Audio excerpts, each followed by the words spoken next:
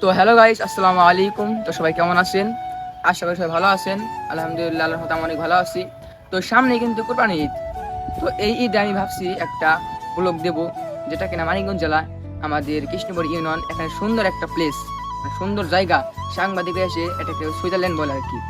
তো আপনারা যদি এই ব্লগটি পেতে চান তাহলে অবশ্যই আপনাদের 1000 সাবস্ক্রাইব করতে হবে, কারণ একটি ব্লগ বানাইতে অনেক পরিশ্রম এবং কষ্ট হয়। আমার এই চ্যানেলটিকে খুবই কম সাবস্ক্রাইবার আছে, তার জন্য আপনাদের রিকোয়েস্ট করতেছি যে আমার এই চ্যানেলটিকে 1000 সাবস্ক্রাইব অবশ্যই করতে হবে।